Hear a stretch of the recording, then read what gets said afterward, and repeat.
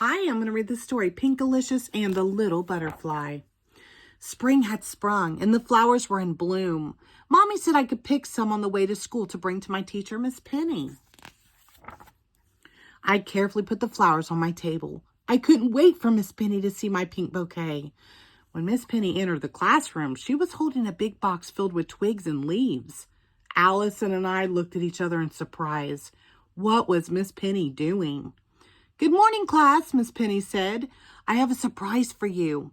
She set the box on her desk and invited us to come take a closer look. I peered into the box and saw, "Ew, worms!" Tiffany shrieked. "Cool," Jack said. Miss Penny laughed. "They're not worms, they're caterpillars. One day soon they will turn into beautiful monarch butterflies."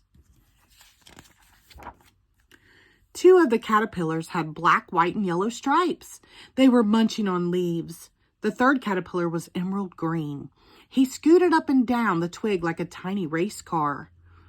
"How can something so small become a colorful butterfly?" I asked. "With the right food and love, they will," Miss Penny promised. "Would you like to hold a caterpillar?" I nodded and slipped my pinky into the box. The green one crawled into my finger and wiggled around my palm. I had the perfect name for him. "His name is Wiggles," I said. "Hi, Wiggles," Allison said. "Welcome to our school." Miss Penny saw the flowers I had brought in earlier. "Did you know that caterpillars like to eat milkweed?" she said. "I brought them for you," I said. "Well, I think there's enough to share, don't you?" asked Miss Penny. I put some milkweed carefully into the caterpillar's house. I wasn't sure, but I thought Wiggles was smiling. Over the next few weeks, I took extra special care of Wiggles and his friends. I brought them fresh milkweed every day. Allison helped me put it in the cage. Sometimes I would sing a song to Wiggles about an itsy-bitsy caterpillar climbing up a water spout.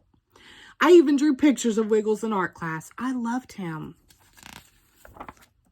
One morning, I came in early to put leaves into the caterpillar house. But Wiggles wasn't there. His friends were also missing. Miss Penny, I cried. "Someone stole the caterpillars." Miss Penny hurried over to look into the box. And then she smiled.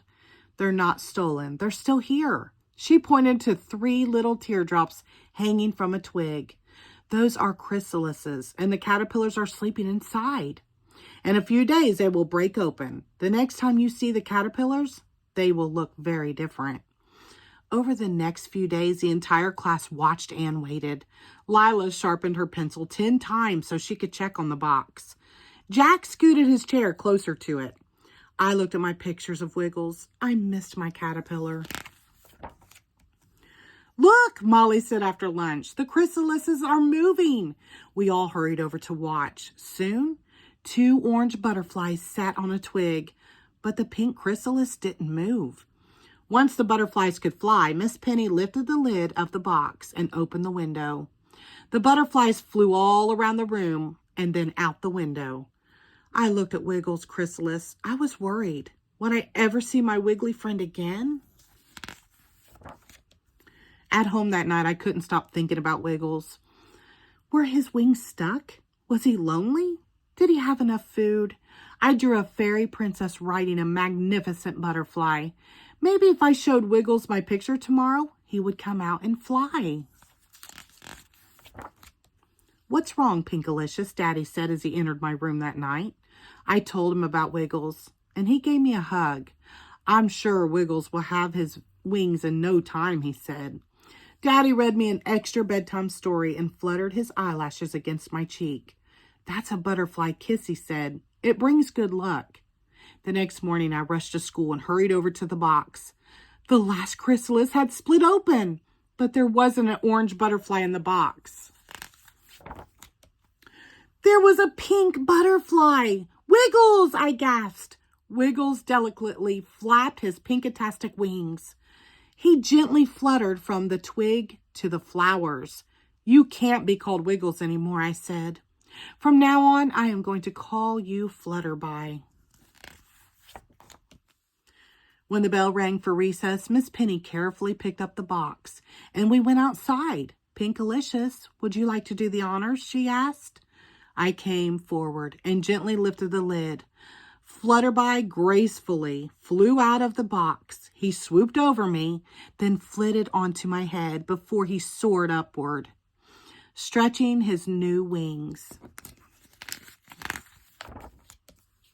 Flutterby, my butterfly, I called out to my friend. He dipped his antenna and then to say goodbye before sailing off into the blue sky. The end. Thank you.